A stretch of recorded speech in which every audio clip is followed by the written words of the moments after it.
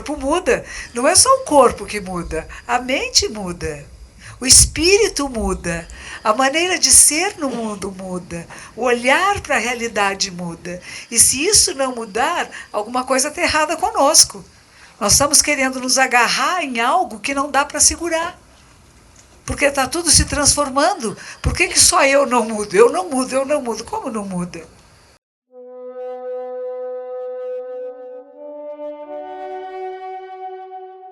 Eu gosto de começar nosso encontro fazendo um momento de respiração consciente. Então eu vou pedir que vocês sentem da metade para frente da cadeira sem encostar.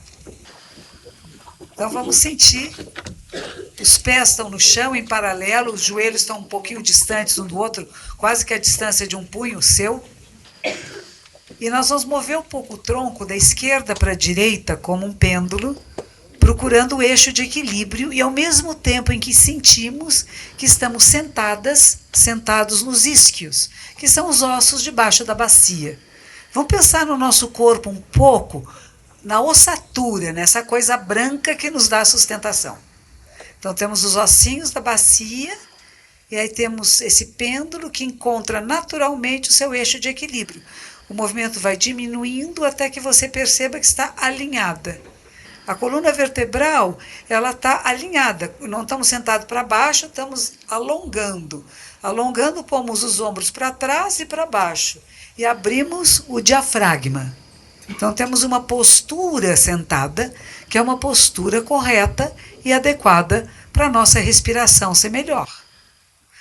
A parte nobre do nosso corpo, nós vemos que é a cervical. A cervical, imagina, esses ossinhos aqui seguram o cabeção de 5 a 6 quilos. Então temos que tomar muito cuidado para não pressionar. A pessoa muito orgulhosa, o que ela tem? Ela tem o narizinho para cima. Narizinho para cima, pressiona a cervical.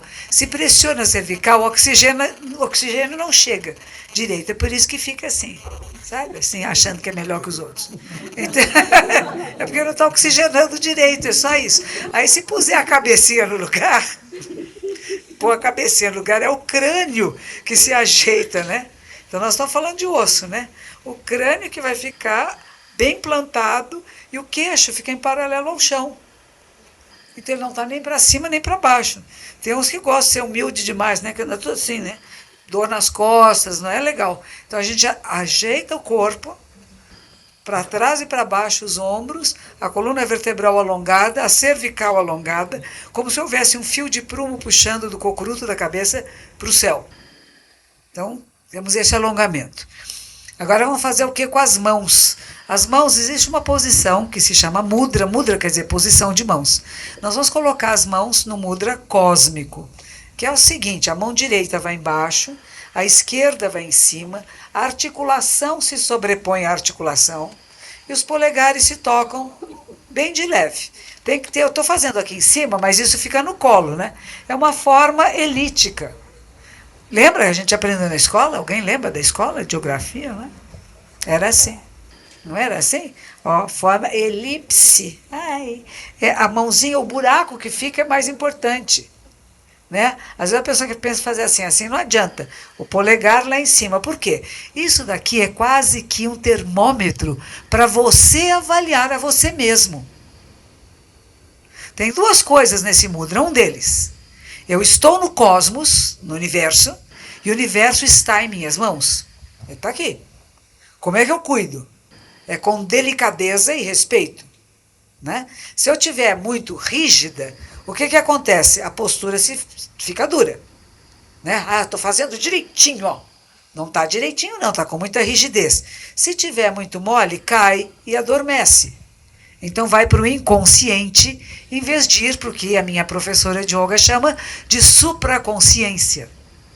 Então nós podemos ir para um nível mais profundo de consciência, desse despertar da mente, ou podemos adormecer.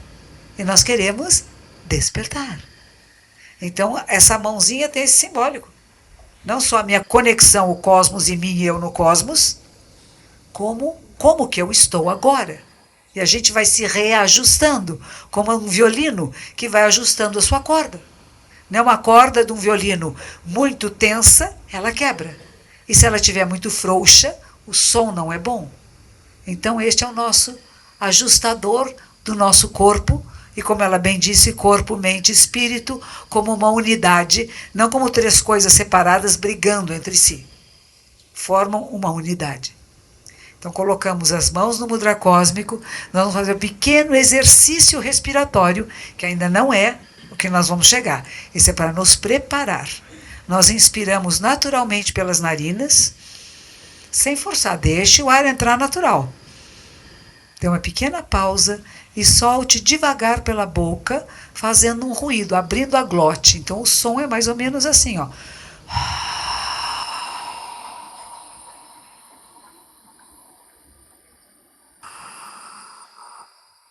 E a ideia é esvaziar até os alvéolos pulmonares para poder inspirar melhor. Então, de novo, nós inspiramos.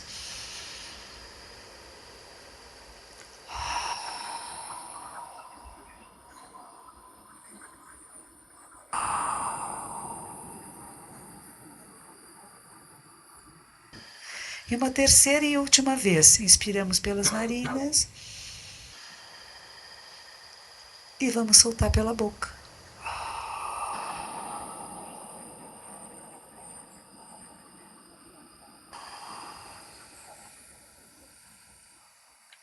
Aí fechamos os lábios e vamos respirar naturalmente pelas narinas. A mãozinha, o dedo mínimo, encontra o abdômen.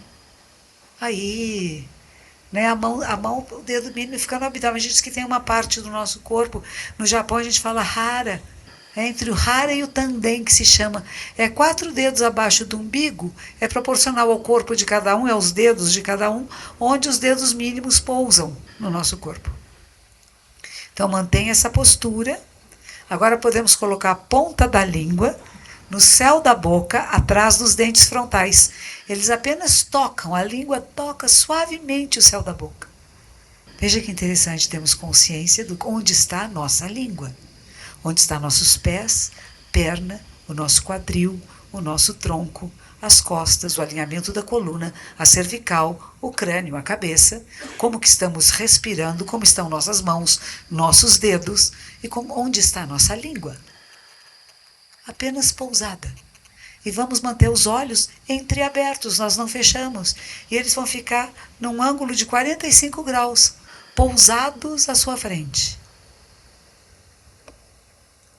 Observe como que você está respirando agora.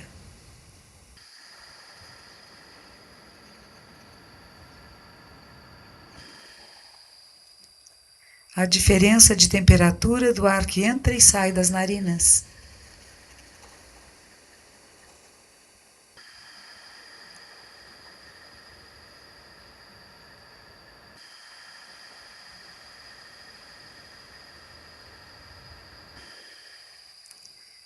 Ouvimos todos os sons, próximos e distantes, sem julgamento.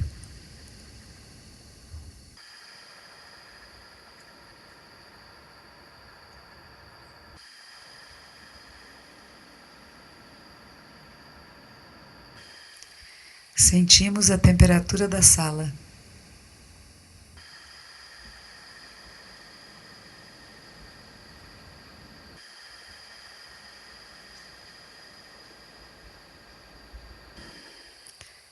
Sentimos na nossa pele as partes do corpo cobertas por roupas, calçados, joias, apetrechos e as partes descobertas.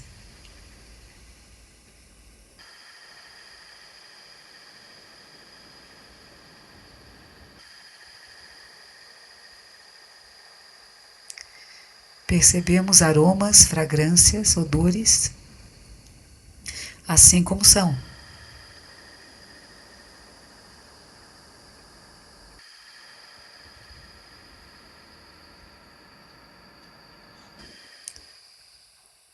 Os olhos entreabertos nos permitem ver pequenas nuances de luz e sombra.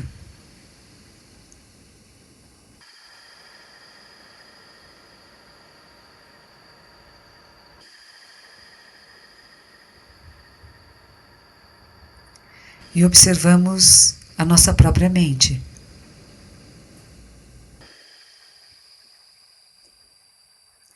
Há pensamentos ou não há pensamentos?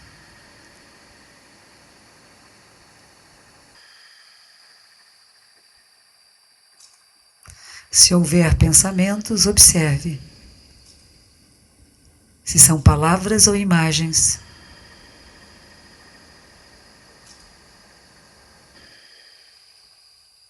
Como são os sons mentais? E as imagens são branco-preto, coloridas? Apenas observe. E volte e mantenha sempre o foco na sua respiração. Ela é rápida ou longa? É torácica ou abdominal? Mantenha a postura correta, as mãos na posição correta. A coluna vertebral, o pescoço. Respirando conscientemente.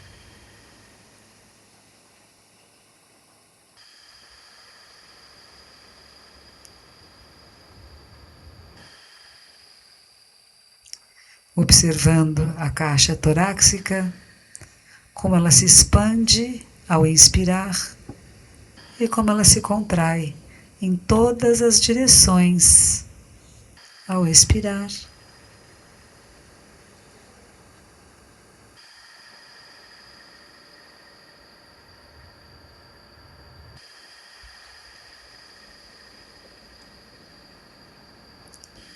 Volte a atenção para a diferença de temperatura do ar que entra e sai das narinas.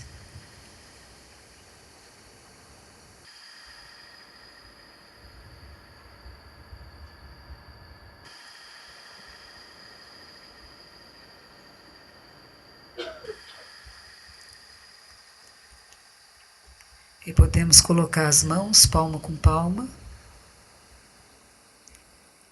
e agradecemos.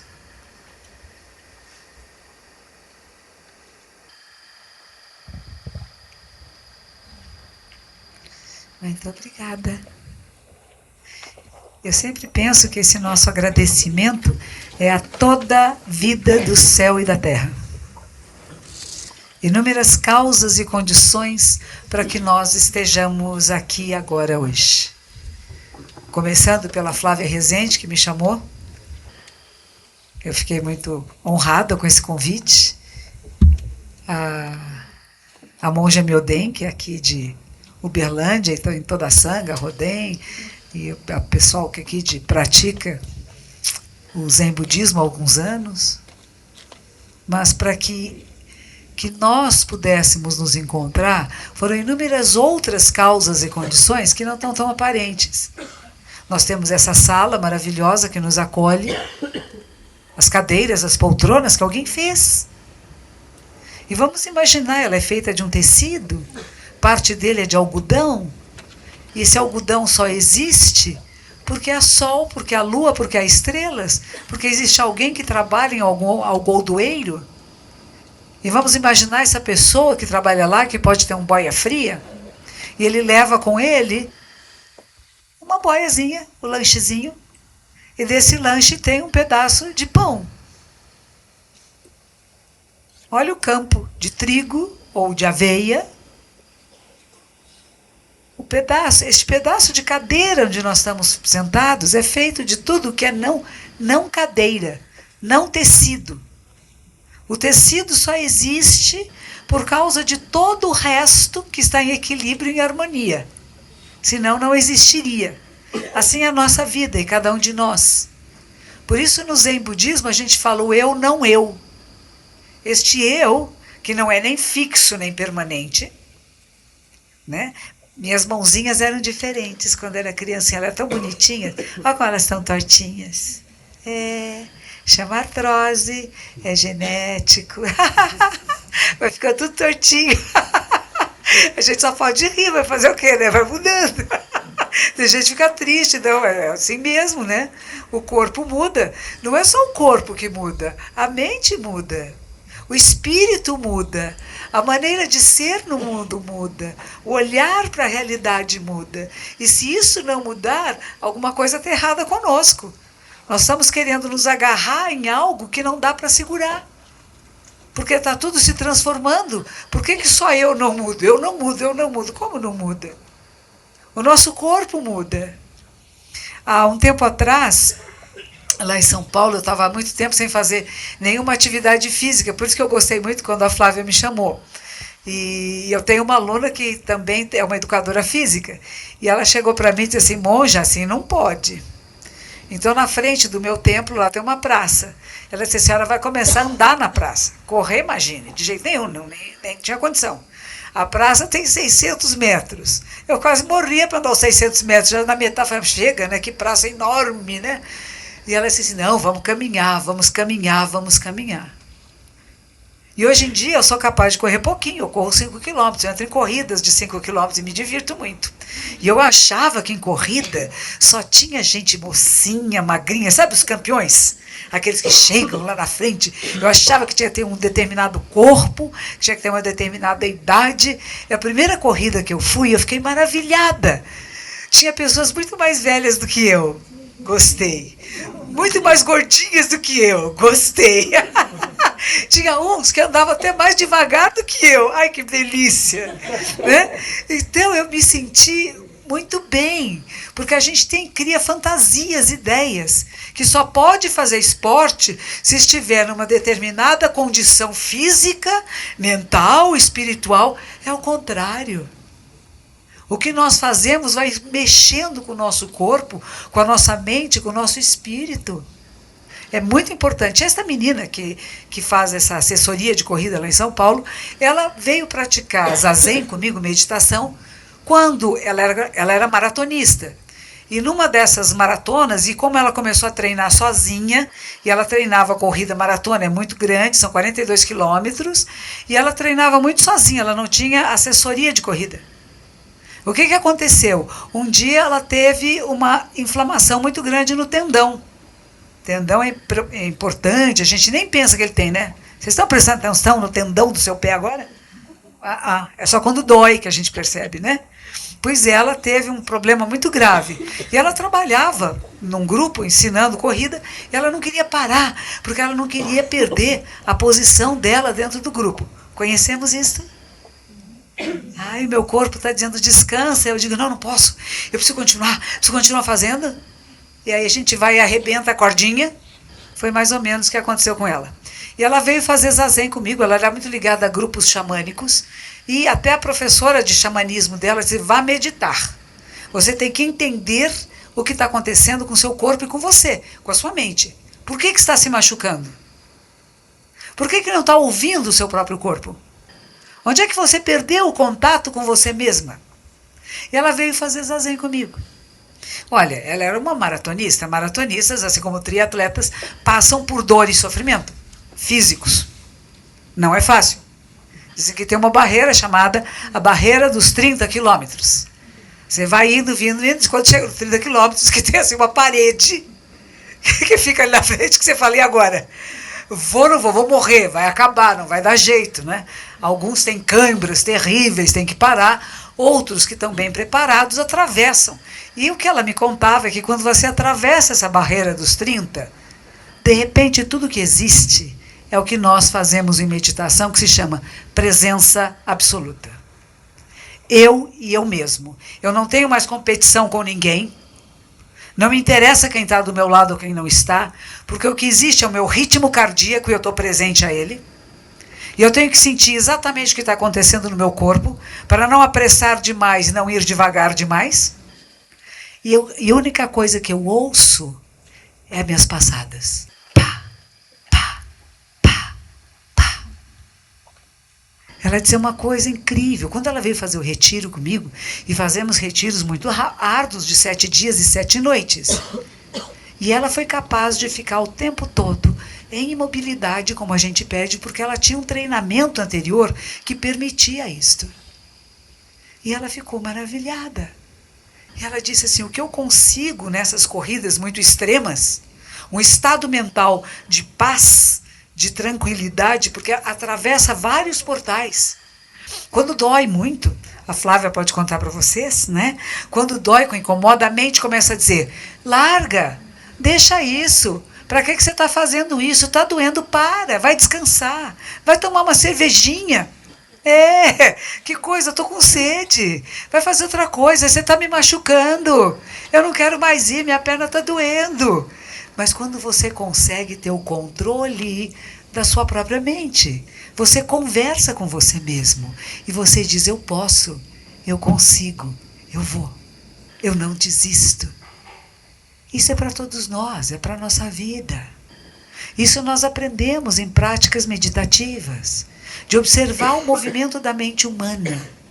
Qual é a grande mudança que eu acredito que aconteça nesta época que nós estamos vivendo? É a mudança de consciência.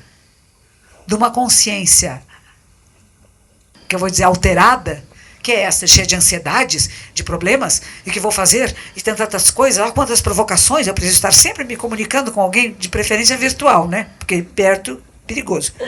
Podem ver quem eu sou. Vão ver quem eu sou de verdade. Se não me ver de verdade é mais legal, porque eu crio os meus personagens, né, virtuais. Mas imagine uma pessoa olhando para mim, me vendo quem eu sou. E eu sou transparente.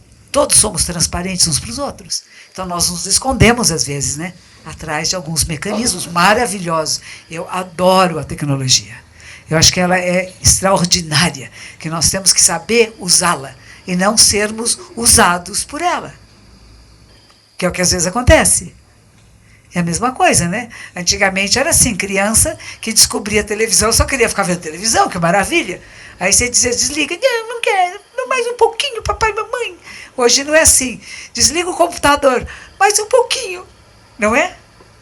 Nós mudamos, nós queremos ser entretidos, mas pouco queremos olhar para nós mesmos. O que está acontecendo comigo? O que eu estou sentindo? E o que eu faço com o que eu sinto? Essa é a diferença. Eu estou em contato com a minha mente e ela está com o meu corpo, ela não está separada. Alguém está com a mente aqui separada do corpo? Está por aqui voando, seu espírito está aqui em cima e seu corpo está aqui? Está junto, é uma coisa só. Então, na hora que eu cuido do corpo, eu estou cuidando da mente. Na hora que eu estou cuidando da mente, eu tenho e necessariamente que cuidar do corpo.